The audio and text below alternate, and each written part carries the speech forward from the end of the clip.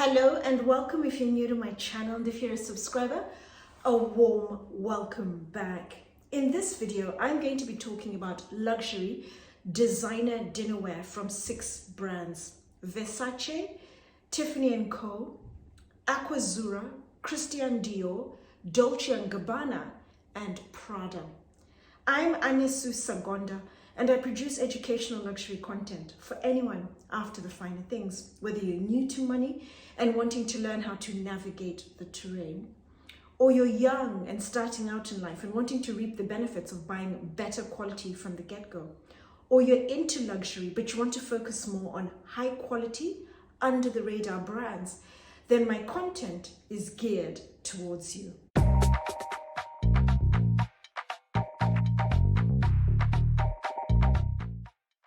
The 6 brands I'll be talking about in this video produce a fairly diverse selection of luxury products. Tiffany and Co is focused on jewelry, Aquazzura shoes, and then the remaining 4 are focused on fashion wear for men, women, children, and complementing accessories such as your leather handbags, shoes, belts, wallets, for example.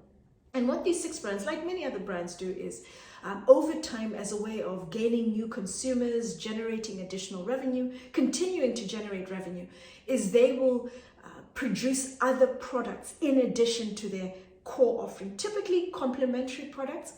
And they over time morph into what are called lifestyle brands, brands that offer products or services that touch several aspects of your lifestyle. So it may not just be the clothes you wear, but clothes for different occasions, entertaining at home, providing the dinnerware, the tableware, how you decorate your house, the interiors and so forth.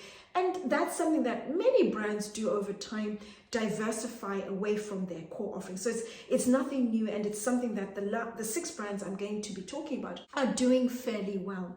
And what they will do is they will typically mimic what the traditional dinnerware brands are doing. I'm going to attach above my first dinnerware video, and I spoke about brands such as Haviland, Villeroy & Boch, Wedgwood, for example. There's an Austrian brand, Garten, I'll be talking about in my next video, updating my first dinnerware video.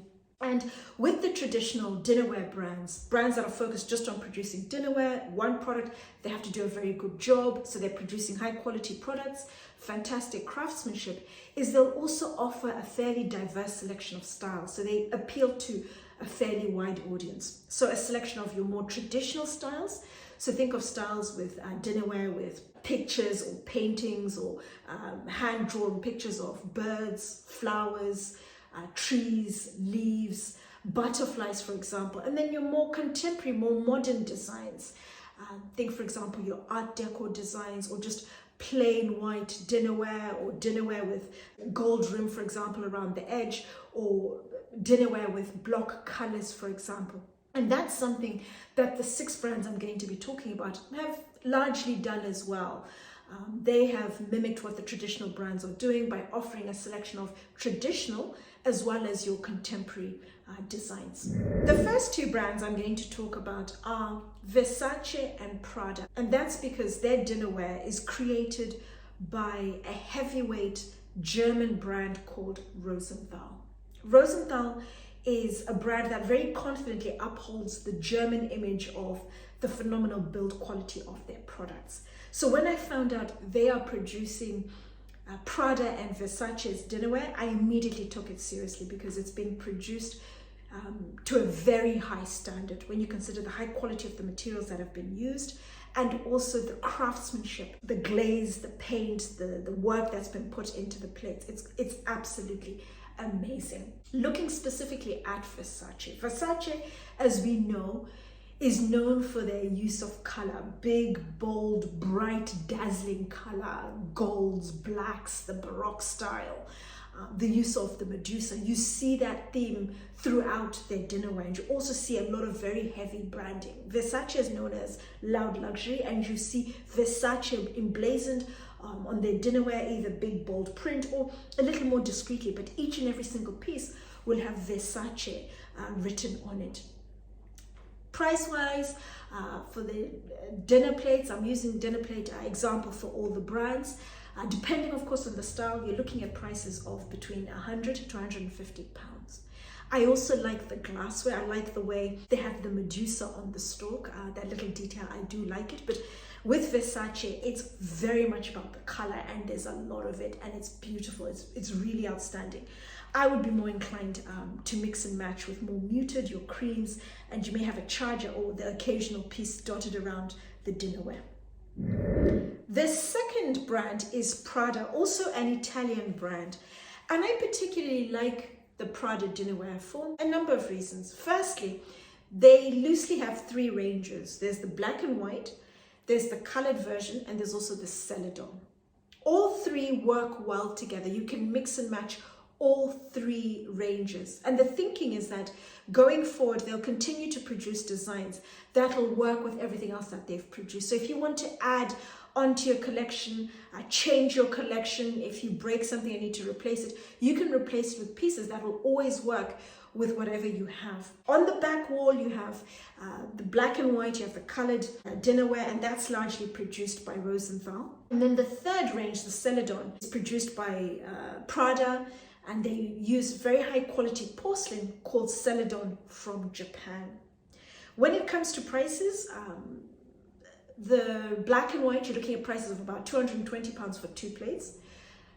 For the colored plates, you're looking at prices of about 240 pounds for 2. And then for the celadon, it's 260 pounds for the 2 plates.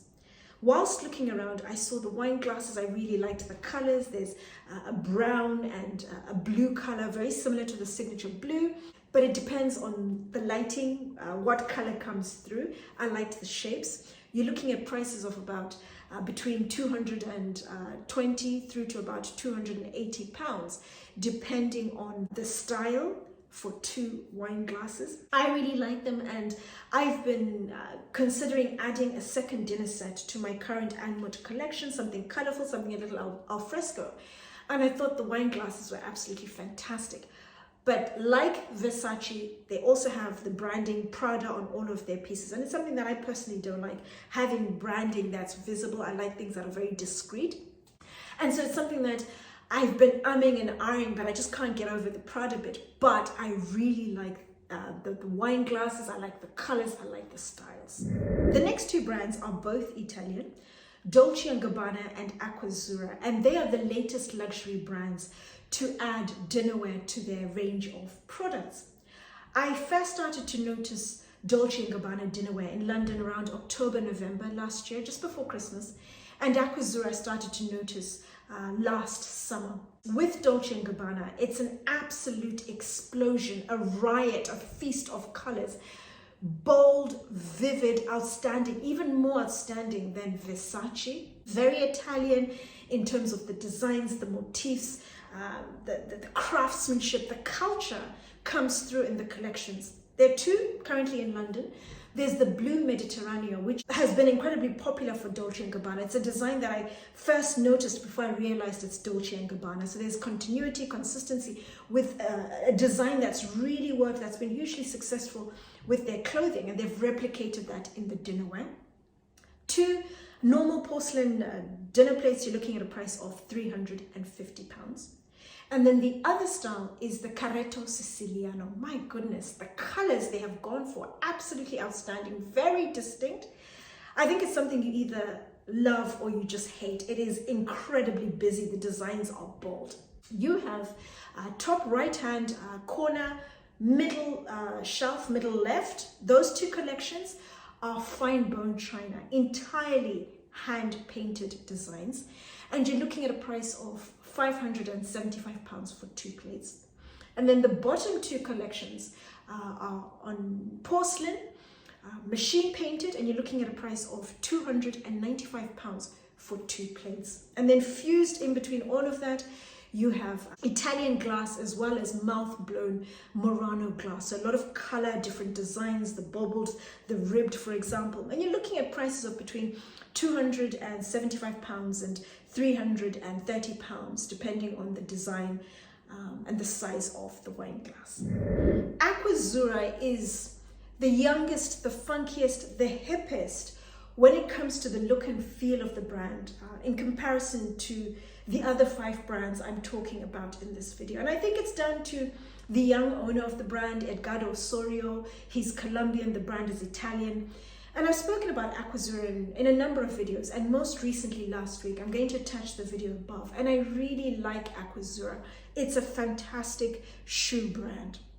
But when I discovered they have a homeware brand, Aquazzura Casa, I was absolutely thrown. I thought, what is the link between shoes and homeware? Did a bit of digging and discovered that Edgardo is personally into interior design and tablescaping. He's passionate about those 2 topics. So creating a dinnerware brand, of course, seemed a natural and logical progression. In terms of the look and feel, I've seen 4 collections in London. They have a concession in Harrods. I've seen the Jaipur, which is heavily influenced by his love of India. You also have the Tutti Frutti collection, also inspired by his love for Capri, the fruits associated with Capri, strawberries, cherries, and of course lemons. You also have the Secret Garden, which is your more traditional style. And then you have the Cherry Blossom, which is very much a design of the moment. It's fun, it's current, it's al fresco, and it's very similar, I would say, heavily inspired by a Portuguese brand I've spoken about before, Bodalo Pinheiro. And then you also have Murano glasses. Within the glassware, you also have Guna collection. I was absolutely gobsmacked. Prices of £370 per glass. And I thought to myself, this is a brand with very little brand equity when it comes to dinnerware. Edgardo is selling his own personal passion, the jet set lifestyle. He's young, he's funky, he has a well-known, well-respected tablescaper who's his co-creative director. But £370, those are the same sort of prices as Saint Louis and Baccarat. And I just thought, that's a bit pricey, and I didn't quite buy into that. But some of the other pieces in his other collections are a lot more approachable price-wise. A few months ago, I received a comment asking what my thoughts were with regards to Tiffany and Co dinnerware, and then the comment vanished and I couldn't find it for months, and I thought the viewer had actually deleted the comment. And then lo and behold, last week, after this video had already been scheduled, I stumbled across the comment looking for something else. What do I think about Tiffany and Co dinnerware? Well, it's an interesting one because I recently spoke about Tiffany and Co and the new range of handbags within their brand extension. I'm going to attach the video above. And what I really like about the bags is the fact that they are produced by a wonderful Italian brand called Bianchi e Nardi. I'm going to attach the Bianchi video above where I talk in detail about this particular brand. Tiffany and Co have incredibly high brand equity. When it comes to jewelry, they're very well known and respected. And so when they are producing other products in addition to their core offering, they're going to team up with fantastic subcontractors because they have standards to uphold. We've seen that with the handbags, Bianchi and Nardi, and I'd imagine they're doing the same with homeware. I know their homeware is produced in Limoges. Who by, I don't know, but I'd say it would be a fantastic company. Would I recommend their dinnerware? Well, when it comes to the dinnerware, I would recommend it. In comparison to the Mosaico, I really like the Mosaico. If you can afford it, go for it. But a cheaper alternative, I would go with the Tiffany and Co. Because it's going to be well made. They're going to have a good subcontractor. It's cheaper. The prices are around £140 per plate versus Hermes, which is around around £200 per plate. But when it comes to the glassware that I saw in the new Bond Street store in London, I would be less inclined to recommend that. And that is purely because, firstly, it's eye-wateringly expensive. I was gobsmacked to discover that their glasses, hand-painted with the wisteria design, are retailing for over £300 per glass. Tiffany & Co are not a glassware brand. Why are they charging such crazy prices? Same as Saint Louis and Baccarat, and they're not on the same level. Luxury is not about the cost, it's about the value. But the value you're getting from Saint Louis is a lot more than it is from Tiffany & Co. They don't even produce the glasses themselves. What I would be inclined to recommend is a wonderful young man who works for a brand called Thomas Good that I've spoken about. His name is T, Thomas Good used to be located on South Audley Street in central London. They are currently temporarily located in Old Burlington Arcade, in a much smaller location, whilst they're looking for a bigger site again. And they hand paint their glasses on site. T does this, and his prices are massively south of £200 a glass. They are exquisitely hand painted, and the price is very much dependent on how detailed, how intricate the design is. But they're going to be much cheaper than Tiffany and Co, but better painted, I would say. He uses Italian and also Murano glass. And so depending on what it is, glassware, I'd always say go to Thomas Good first and foremost. When it comes to the dinnerware, would I recommend it? Yes, I would. It's going to be well made. When it comes to brands and also patterns I find elegant, I'm going to be talking about those soon. I had a few places I went to last year, and I really wanted to look at dinnerware from different countries and just get a bit of variety for my viewers. So please bear with me, that will be coming out soon. My final brand is French brand Christian Dior. Of all the 5 brands I've spoken about in this video, Christian Dior's dinnerware is not made by them, they subcontract. And like all the other brands, when you inquire as to who produces their dinnerware, for example, they will always say we use the very best. But with Christian Dior, they really do use the very best.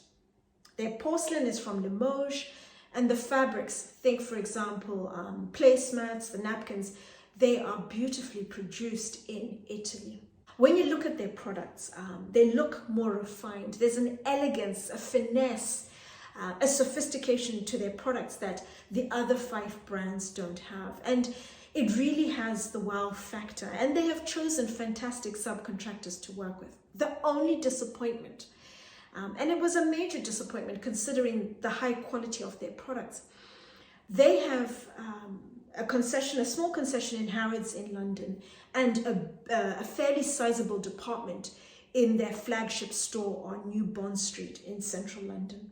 And the service in there was shocking. The staff were indifferent. They didn't really care. The bread and butter for the brand is the clothes and also the leather goods, and that's where most of the consumers were. I actually had to find someone to help me in the homeware section, and then I had to wait. And even when they arrived, they were just so bad-tempered, like I was annoying them. But what shocked me the most is they didn't even know a single thing about their product. And I thought, you are charging £200 a plate and you know nothing about the plate you're selling. Maybe don't do homeware if it's not a focus for you as a brand. But when it comes to the high quality of their products, absolutely superb. They have a selection of core styles they carry year in, year out, every season in certain colors. There's Toile de Juillet in the blue and also the grey. Grey, think of the platinum from Hermès Mosaico. It works for Hermès, it's going to work for Christian Dior. Dinner plates, you're looking at a price of about £120. And then they have seasonal variations, either burgundy, red, green, for example.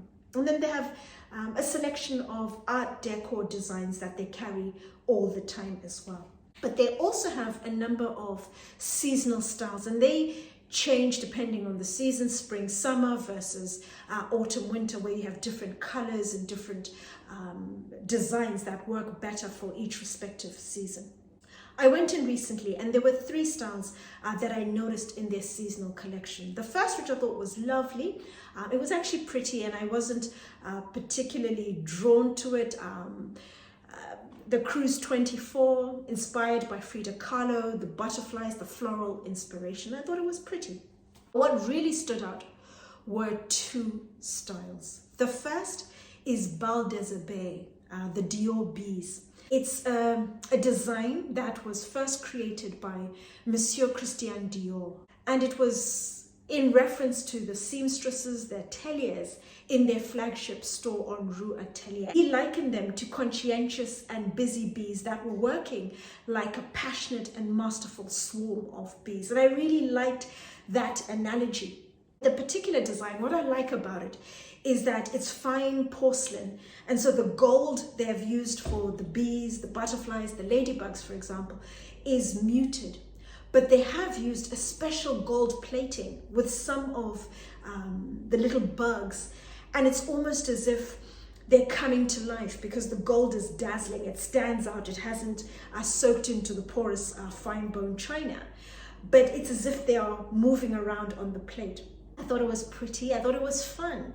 But what I found really interesting is that there's a Czech brand I've been following for the last couple of years called Riedel, and they are focused on using mouth-blown Murano glass, and they're focused very much on hand-engraved work. It's absolutely spectacular. Their glasses really stand out, and they're head and shoulders ahead of their competitors. And looking at Baldur's Bay reminded me immediately of Riedel from Czechoslovakia. Dinner plates from Christian Dior in this range, you're looking at prices of £200. The Frida Kahlo, you're looking at prices of £150. But the collection I really liked was the Rose d'Hiver. Rose d'Hiver, the rose, and the rose is Monsieur Christian Dior's favorite flower. Christian Dior as a brand describe the rose as the symbol of love, grace, and elegance. This particular dinner set I felt was incredibly refined, feminine, elegant. I liked the muted take on the gold fused in with the red from the roses. The level of detail, absolutely exquisite in the painting. Plates, you're looking at a price of about $200. And then when you looked at the fabrics, the napkins, the placemats, produced in Italy, absolutely exquisite, very soft, and the level of detail in the work, I thought, wow, this is arresting. It's very well put together. A fantastic summer refined alfresco dining set. And I thought, wow, this is what the magic is all about. When it comes to Christian Dior, you see consistency. The designs, the patterns that work with their ready-to-wear, they're replicated in the dinnerware. So what I mentioned in the beginning about a lifestyle brand, consistency, continuity with designs, a wide array of products and services that are applicable to different aspects of your lifestyle. So Christian Dior has my major thumbs up in terms of just an incredibly high quality product produced by a brand that is subcontracting and upholding their phenomenal high quality standards. I thought absolutely fantastic. But that's 6 luxury designer brands producing dinnerware as a brand extension to their core offering. Do let me know, do you have any of the dinnerware? Have you seen any of this dinnerware out and about? Let me know your thoughts if you've had experience with it. As always, thank you for watching, and I look forward to seeing you all again soon.